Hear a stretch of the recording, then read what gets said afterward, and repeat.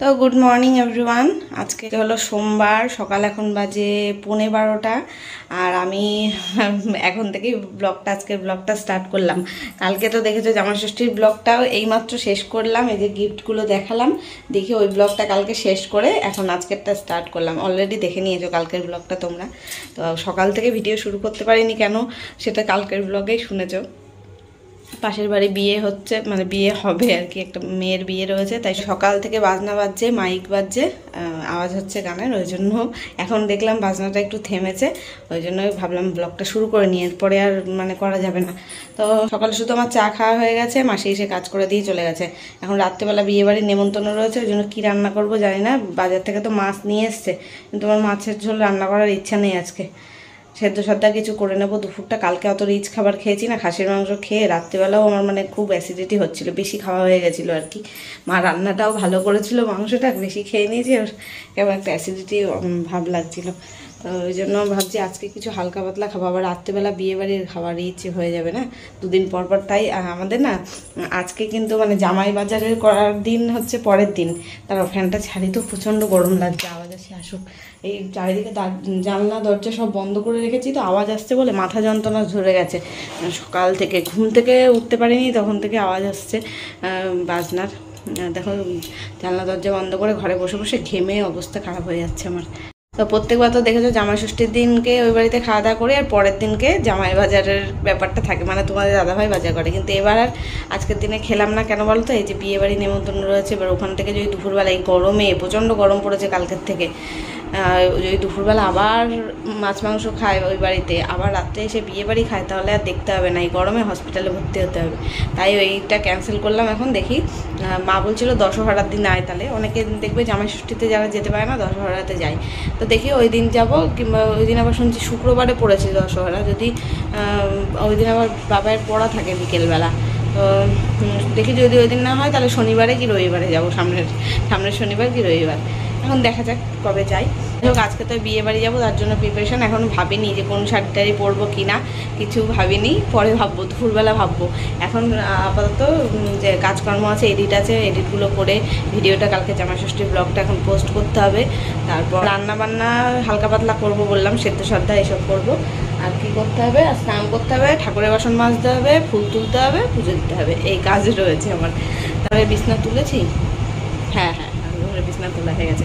আর এই গিফটগুলো তোমাদের এখন দেখালাম, এটাই ভাঁজ করে এখন তুলে রাখতে হবে, ব্যাস এইটুকুনি আমার এখন কাজ। চলো পরে আবার আসছি, দেখতে থাকো। ফ্রেন্ডস, এখন আমি এই যে ভাত রান্না করে নিলাম, তোমার দুজনের মতো ভাত করলাম, গরম ভাত, আর কিছু করলাম না। মা বললো এ বাড়িতে ডিমের ঝোল করেছে, তাই মাকে বললাম তাহলে তুমি ডিমের ঝোলটা পাঠিয়ে দিও, আর কিছু পাঠাতে হবে না। ফ্রিজে ডাল রয়েছে, ডালটা অবশ্য খাবো না মনে হয়, আবার বাজনা শুরু হয়ে গেছে। যাই হোক না, ভাত রান্না হয়ে গেছে, ঘরের সব কাজ হয়ে গেছে, ঠাকুরের বাসন মাজা হয়ে গেছে। যাচ্ছি আমি স্নান করতে, স্নান করে এসে বাবাই ততক্ষণে খেয়ে চলেও আসবে এই বাড়ি থেকে। তো রাত্রেবেলা বাবাই আর আমাদের সাথে আসেনি, তো এই দুপুরবেলা 2টোর সময়ও আসবে। আর মা বললো ডিমের ঝোল রান্না করেছে ওই বাড়িতে, তাই বললো তাহলে 2টো ডিম ডিমের ঝোল পাঠিয়ে দাও, তাহলে আমি ভাত করেছি, এই দিয়ে খাওয়া হয়ে যাবে। আমি এডিট করে ভিডিওটা আপলোডে বসিয়ে দিয়েছি, 2:30টার মধ্যে ভিডিও পোস্ট হয়ে যাবে। এখন 2টো বাজে, বাবাই চলে আসবে 2:30টার মধ্যে, তখন আসলে আমি ততক্ষণে স্নান করে নিই, খাবো। তো চলো পরে দেখা হচ্ছে আবার। গুড ইভিনিং গাইজ, এখন ঘুম থেকে উঠে সন্ধে দিলাম। দুপুরবেলা আর আসা হয়নি, বাবা এসেছিলো প্রায় 2:30টার সময়, তারপরে মা ডিমের ঝোল পাঠিয়েছিল, তাই দিয়ে খাওয়া দাওয়া করে ঘুমিয়েছিলাম। আর এই এখন উঠলাম, সন্ধে দেওয়া হয়ে গেছে, এইখানে জামা কাপড়গুলো গোছাতে হবে, কিন্তু এখন আর এনার্জি নেই। ঘুমিয়ে উঠে মানুষ ফ্রেশ লাগে, আমার আরও কেমন লাগছে, টায়ার্ড লাগছে। এখন একটু চা খাবো, বাবাইকে দোকানে পাঠিয়েছিলাম, বিস্কুট শেষ হয়ে গেছিলো বাড়িতে, তাই বিস্কুট ছিল না, মুড়ি ছিল না, তো এখানে দিয়ে যা, বিস্কুট মুড়ি আনালাম। আর হচ্ছে কিন্ডার জয় খাবি? কিন্ডার জয় কিনে কেউ নেয় এখন, কিন্ডার জয় টাকা কেউ কেনে দেবে, বাচ্চা আছিস এসব। ও হ্যাঁ, বুঝতে পেরেছি। আমি ভাবি 50 টাকা দেখো ফালতু, হ্যাঁ তাই তো, ছোটবেলায় অনেক বায়না করতিস কিনতে করিনি, করবো এখন সন্ধ্যে দিলাম।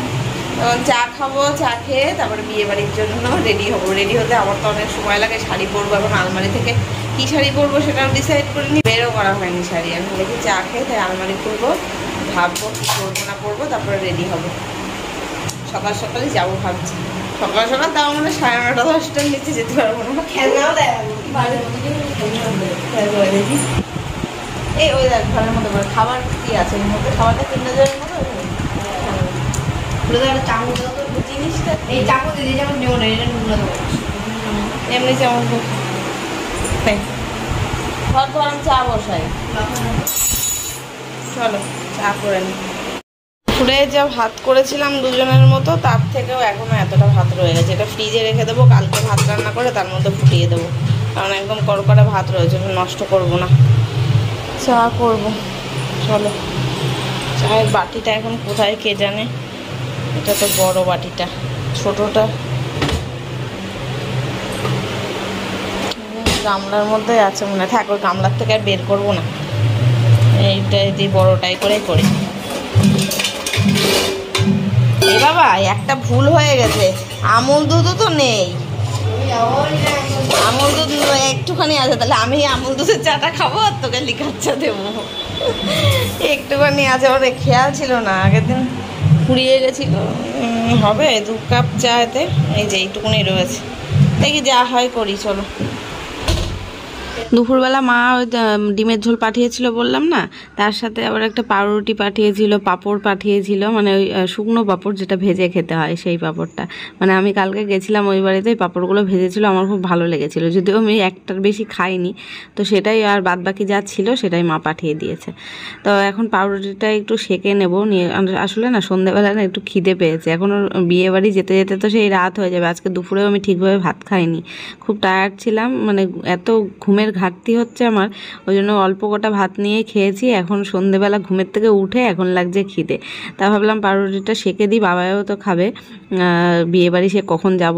আর ওখানে বিয়েবাড়িতে যাওয়ার পরের কথা বলছি, এখন যেহেতু পরের দিন ভয়েস ওভার দিচ্ছি তাই আমি আর কি সেটা জানতে পেরেছি।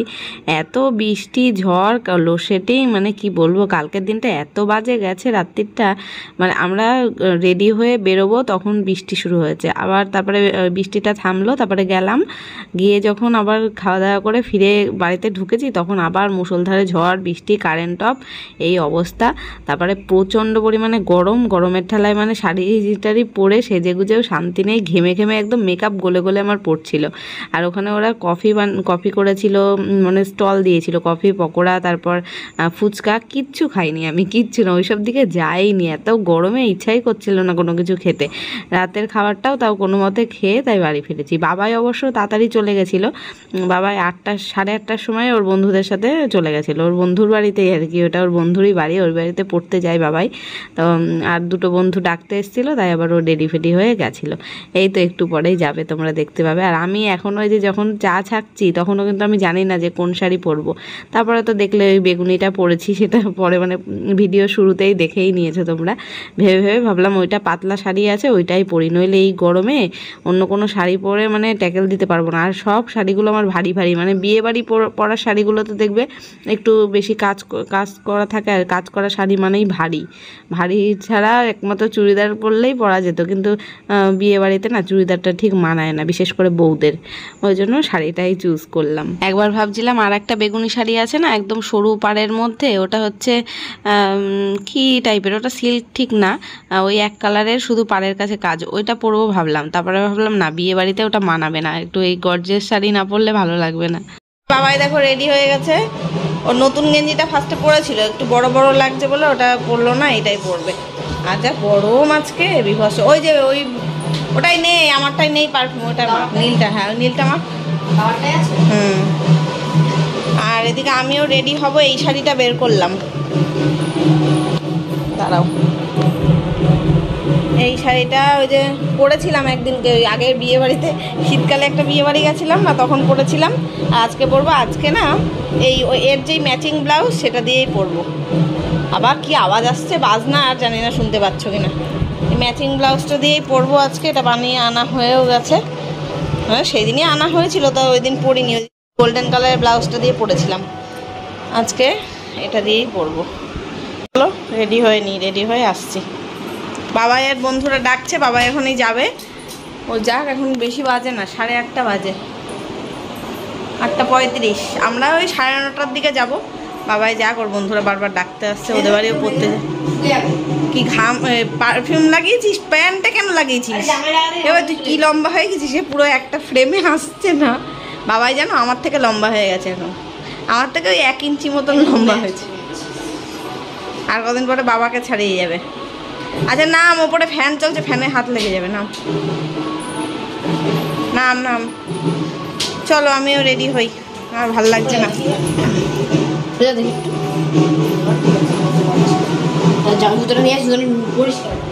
এখন আমি এই যে শাড়িটারি পরে রেডি হয়ে একটু ফটোশ্যুট করলাম, রিল ভিডিও শ্যুট করলাম, আর বাবাই আমাকে ভিডিও করে দিচ্ছে। বাবাই কিন্তু ভালো, বেশ ক্যামেরার হাত। ওকে আমি বলি, বাবাই তুই ফটোগ্রাফার হবি নাকি? বড় হয়ে ফটোও যেমন তুলতে পারে, ভিডিওও ভালো তুলতে পারে, তোমাদের দাদাভাই যেটা পারে না। তবে বাবাই আমাকে একটু ভিডিও তুলে দিল তাই। তো ফ্রেন্ডস, এই যে আমি রেডি হয়ে গেছি।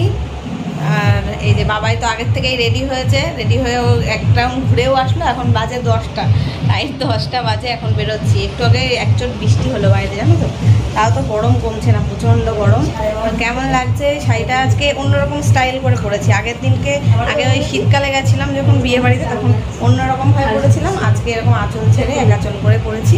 জুয়েলারিটাও একটু চেঞ্জ করেছি, চুলটা এপাশে খোপা বেঁধেছি, গলাতে পারি না যদিও। এই যে তুমি আসলে কেমন লাগছে বলো, ঠিক আছে? চুলটা না ঠিক মতো স্যাটিসফ্যাকশন পাচ্ছি না, চুলটা ফুলে ফুলে যাচ্ছে বারবার। যাই হোক, কেমন লাগছে বলো। আর এই যে গিফটটা তো তোমাদের আগেই দেখিয়েছি। তো চলো বেরিয়ে পড়ি। এই যে এক পা দিয়েই বিয়েবাড়ি চলে আসলাম। বিয়েবাড়িটা একদম আমাদের ঘরের পেছনে, আমাদের বেডরুমের যেই জানলাটা, ওই জানলার পেছন দিকেই ওদের বাড়ি। মানে জাস্ট রাস্তাটা ঘুরে আসতে হয়তো 30 সেকেন্ড সময় লেগেছে, 30 পা হাঁটলেই বাড়ি পৌঁছে যাব। কিন্তু এই যে ওদের বাড়ির গেটের সামনের থেকে ওদের বাড়ি পর্যন্ত যেতে আমার প্রায় 1.5 মিনিট টাইম লাগলো। এত ভিড়, আসলে বৃষ্টি ফিষ্টি হয়েছে না, বাইরে কেউ নেই, সব এই প্যান্ডেলের মধ্যেই রয়েছে। ওই জন্য ভিড়ের এই গলিটা ঠেলে যে ওদের বাড়ি পর্যন্ত যাব, সেটাই যেতে দেখো কতক্ষণ সময় লাগে। আর এই যে আশেপাশে সব কফির স্টল, পকোড়ার স্টল আর ফুচকার স্টল বসেছিল। বাবাই আগে এসেছিল তো 8:30টার সময়, তখন ওর বন্ধুর সাথে এসে খেয়েছে। কিন্তু আমি আর তোমাদের দাদাভাই কেউই এসব খাইটাইনি, কারণ মানে এই গরমে এইসব খেলে আর আমি সহ্য করতে পারবো না। তো চলো এখন যাই, কনেকে দেখি, গিফট দিই, তারপর দেখি বিয়েবাড়ির ডেকোরেশন। ভেবেছিলাম একটু বিয়ে টিয়ে দেখবো, দেখে যাব, কিন্তু হয়তো অনেক রাতের দিকে হয়েছে। আমরা খেয়ে দিয়ে চলে যাওয়ার পরে তারপরে বিয়ে স্টার্ট হয়েছে।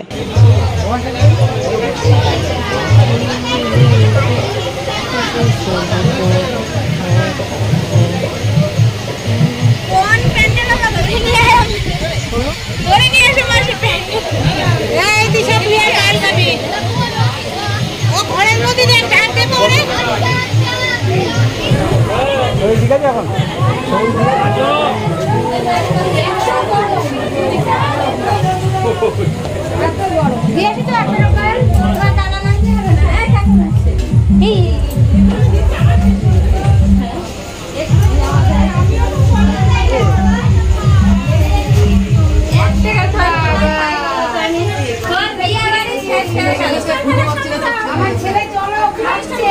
দুটো পান পাতা করে তো।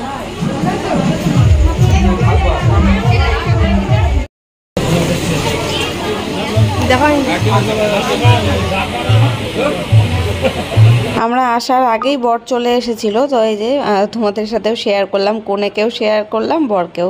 বেশ ভালো হয়েছে, সুন্দর মানিয়েছে দুজনকে। আর মণ্ডপটাও দেখেছো সুন্দর সাজানো হয়েছিল।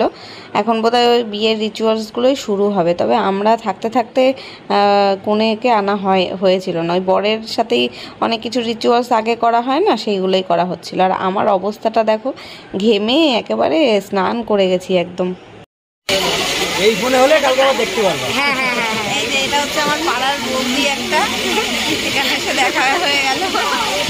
আমি তো বাড়ি থেকে খুব একটা বেরোই না, যেন পাড়ার কারোর সাথে দেখা হয় না। আগে একটু কলে জল নিতে আসতাম, এখন তাও আর। হ্যাঁ হ্যাঁ, এখন বিয়ে বাড়িতে এসে দেখা হয়ে গেল। তো বেশ কিছুক্ষণ সময় কাটিয়ে তারপর আমরা খেতে বসলাম। আর এখানে খাবারটা টেবিলেও তো ফাঁকা পাওয়া যায় না, এত ভিড় ছিল। তো যাই হোক পেয়েছি। আর এই যে মেনু কার্ডটা তোমাদের সাথে শেয়ার করে নিলাম। আর মুখে মুখে বলতে পারছি না যে কি কি মেনু ছিল, এখান থেকেই তোমরা দেখে নাও। আর এখানে বরকনের ছবিও রয়েছে একটা, দেখতে পাচ্ছ এখান থেকে। যারা ভালোভাবে দেখোনি এখন দেখে নিতে পারবে। তো পুরো ডাইরেক্ট মেন কোর্সে চলে আসলাম, চিকেন বিরিয়ানির সাথে চিকেন চাপ, সেখানেই চলে আসলাম। আগের খাবার ভিডিওগুলো আর করা হয়নি, ঠিকভাবে খায়ও নি, ওই জন্য ভিডিও করিনি। তো এটাই খেয়েছিলাম একটু। আর তারপরে খেলাম চাটনি পাঁপড়, মিষ্টি খেলাম। মিষ্টিটা অর্ধেক খেয়েছিলাম, আর খেতে পারছিলাম না। তো যাই হোক খাবারগুলো ভালো হয়েছিল, রান্নাবান্না ঠিক ছিল। সবথেকে বড় ব্যাপার কোল্ড ড্রিঙ্কস ছিল, এটা খেয়েই আমার মানে হজম হয়েছে। নইলে আজকে আমার গরমে অবস্থা খারাপ হয়ে যাচ্ছিলো। এই যে দেখো খেতে বসেও মানে এত ঘামছি, গরম লাগছে এত যে কি বলবো। খাওয়া শেষ করে আসলাম আবার মণ্ডপের এখানে। ভাবলাম যদি বিয়ে শুরু হয়ে যায় থাকে একটু দেখবো, এই মালাবদল শুভদৃষ্টি এগুলো একটু দেখতে ভালো লাগে। তো দেখলাম না, এখনও কনেকে বাইরে আনা হয়নি, ওই বরের সাথে রিচুয়ালস করা হচ্ছে। তাই আর দাঁড়ালাম না, ভাবলাম যাই চলেই যাই। তারপরে আবার বাইরে দেখছি কেমন মেঘ ডাকছে, আকাশে পুরো মেঘ ভর্তি। আর সত্যি আমরা বাড়িতে ঢোকার সাথে সাথে তুমুল ঝড় বৃষ্টি শুরু হয়ে গেছে। তো ফ্রেন্ডস এই যে বাড়িতে চলে এসেছি, ফ্যানটা আগে ছাড়ি। বিধ্বস্ত অবস্থায়, এত গরম, ঘেমে জমে একেবারে একাকার। 11টা বাজে, খাওয়া দাওয়া করে চলে আসলাম। আর দাঁড়াতে পারছিলাম না, ভেবেছিলাম একটু বিয়ে দেখবো, দাঁড়াবো কী করে এত গরমে। আর প্যান্ডেলের ভেতরে না মানুষের ভিড়, মানুষের গায়ের গরম আরও বেশি গরম। এখন বোধহয় দেরি আছে আর কি বিয়ে শুরু হতে। তো বর এসে গেছে, দেখালাম তো তোমাদের। তো চলো এখন দেখি যদি কয়েকটা রিল বানাতে পারি বানাবো, নইলে চেঞ্জ করে শুয়ে পড়বো। আর ভিডিওটা জানি না আজকে না অল্প একটু ভিডিও হলো, এখানেই শেষ করছি। যদি এটা দেখি 10 মিনিটও যদি হয়ে যায় এটাই পোস্ট করে দেবো, যদি না হয় তাহলে কালকে আবার কন্টিনিউ করবো, ঠিক আছে? এখনকার মতো চলো, টাটা, গুড নাইট।